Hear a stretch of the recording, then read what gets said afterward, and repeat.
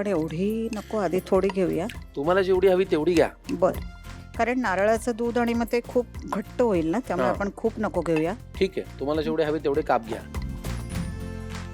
मिरचीचा ठेचा त्याला लावून घेताय का?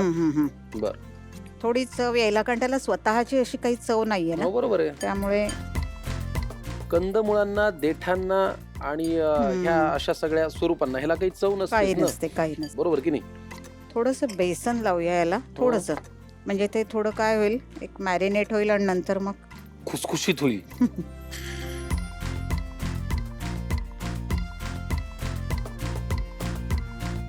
हे आता छान मिक्स झालंय. हो. काय करूया मग? आता एक पॅन किंवा असं पसरट काहीतरी घेऊन त्याच्यात थोडंसं तेल घालून हे असं परतून घेऊया चांगलं, ठीक आहे, लवकर खमंग गॅस. असं. हो हो हो.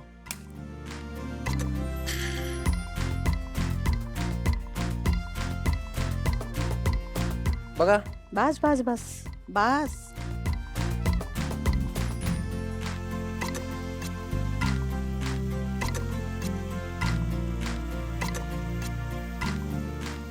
अरवीचा असा काही ठराविक सीझन असतो का?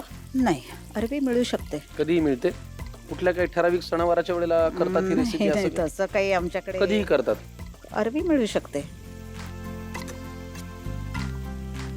हे त्याला एक प्रकारचा थोडा खमंगपणा येईल.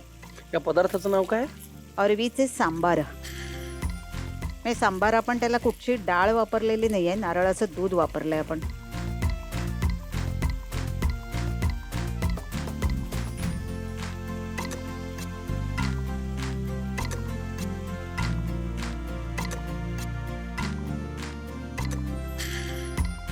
आता एक बाउल लागेल आपल्याला. हे सगळं आपल्याला आता एक नारळाचं दूध तयार करून घ्यायचंय.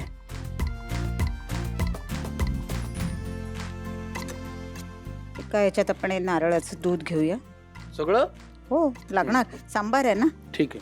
आता नारळाच्या दुधात आपल्याला जे सांबार बनवण्यासाठी जे मेन बनवायचंय, हा, तर आपल्याला त्याच्यातच आधी दालचिनी आणि लवंग अशी थोडी भरड कुटून घेतली आपण. छान चव येते त्याने. हो, मला दालचिनीचा फ्लेवर आवडतो. चहात पण छान लागते, मस्त लागते. लाल लाल- तिखट. हो. थोडीशी धनाजिरा पावडर, थोडी, जास्त नको. आधी जिऱ्याची घातली आणि आता धन्याची. आता आपणच हे खाणार आहे. उकडलेले शेंगदाणे, चणा डाळ, भिजवलेले काजू. भिजवलेले काजू मस्त छान. आणि मुख्य बेसन. याला थोडंसं बेसन लावायचं आपल्याला, बर, म्हणजे ते फाटू नये म्हणून. हो. किती लागणार आहे सांगा? 1-2 चमचे लागेल, बस. ढवळून घ्यायचं. रंग छान आलाय नारळाच्या दुधाला. हो, नारळाच्या दुधाला. आता आपण एक कढई घेऊ आणि त्याच्यामध्ये फोडणी करायची आपल्याला. चला. थोडंसंच तेल, कारण आपण हे ऑलरेडी केलेलं आहे, त्यामुळे ह्याला थोडा तेलाचा अंश आहे. बघा, थोडं हे या लाईन पर्यंत करा, बस बस. आता मला वाटतं आपली कृती पूर्णत्वाकडे चाललेली आहे, बरोबर ना? हो. काय घालूया याच्यात पहिल्यांदा? मोहरी, जिरं तडतडू दे जरा.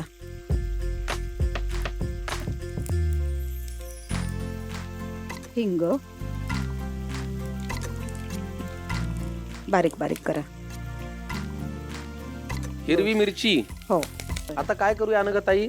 आता हे नारळाचं दूध आहे ते आपण ह्या कढईमध्ये घालूया. वा, छान.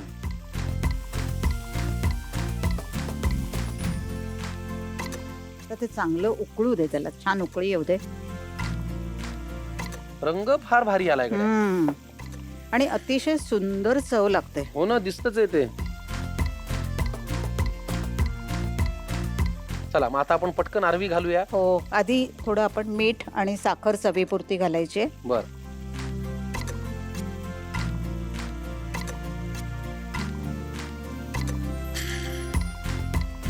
आणि आता या तयार झालेल्या आपण ज्या हे केलेल्या होत्या परतलेल्या अरवी, त्या आपण त्याच्यामध्ये सोडायच्या. ऍड करूया.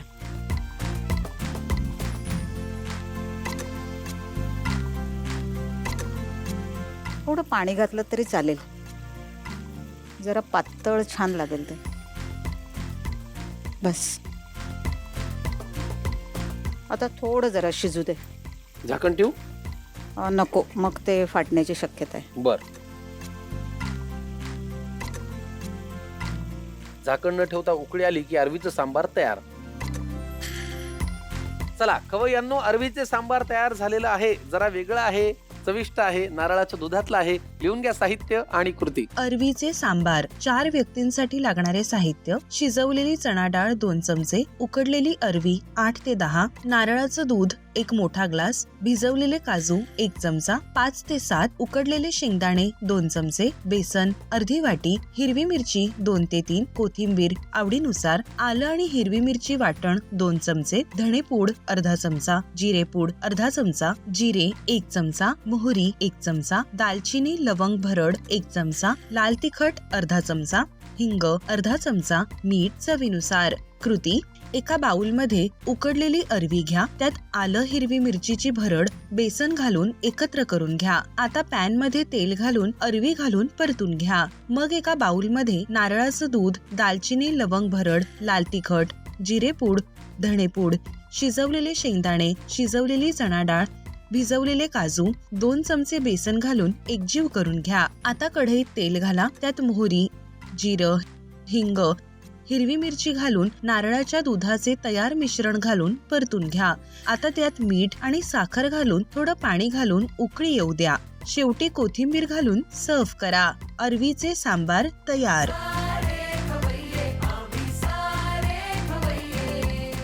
अरवीचे सांबार तयार झालेले आहे. आता काय करूया आता अनघाजी? आपण गार्निशिंग साठी फक्त थोडी कोथिंबीर टाकायची आणि खायला तयार.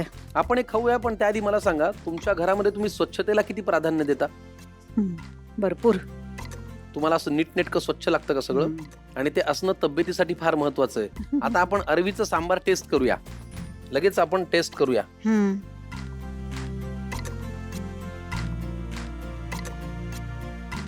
कसं आहे? एकदम छान झालंय, फारच छान. अरवीचे सांबार, धन्यवाद. आज इथे आलात, आम्हाला छान वाटलं. आता मला खरं खरं सांगा, एवढे दिवस एवढी वर्ष तुम्ही वाट बघितली या कार्यक्रमात येण्याची, इथे आल्यावर बरं वाटलं का? खूप छान, खूप छान एन्जॉय केलं. आणि मी झी मराठी तुमच्या सर्व सहकाऱ्यांचं अतिशय मनापासून म्हणजे त्यांचे आभार मानते, त्यांचं कौतुक करते. कारण एवढं पेशन्स ठेवून करणं म्हणजे खरंच कौतुकास्पद आहे. की नाही? आणि तुमचे सुद्धा आभार विशेष. आम्हाला शुभेच्छा द्या. आम्हाला आमचा कार्यक्रम इतरांच्या घरातली चव जी आम्ही आमची मानतो आणि ती दाखवण्यासाठी हा खूप वर्ष करायचा आहे. त्यामुळे प्रत्येक घरातली चव प्रत्येक घरात पोहोचली पाहिजे. Thank you so much. तुम्हाला झी मराठीच्या कुटुंबाकडनं एक छानशी भेट. Thank you so much. तुम्हाला मनापासून शुभेच्छा. चला खवय्यांनो, आज एका वेगळ्या घरची चव चाखायला मिळाली, जी मला माझ्याच घरची वाटली. कारण पाहणारे सगळे प्रेक्षक आणि येणारे सगळे जण इथे आम्हाला आमच्या घरची चव करून खायला घालतात. याचा आम्हाला फार आनंद आहे. आणि हाच सिलसिला इथून पुढे चालू ठेवूया. भेटूया पुढच्या भागात. पाहत राहा झी मराठीवरती तुमचा आमचा सगळ्यांचा लाडका कार्यक्रम, ज्याचं नाव आहे आम्ही सारे खवय्ये, आपल्या घरची चव. Sweetness partner Pavak jaggery, banking partner Ambernath Jai Hind cooperative bank limited, hygiene partner tiger phenyl आणि स्पेशल पार्टनर विको. बाय.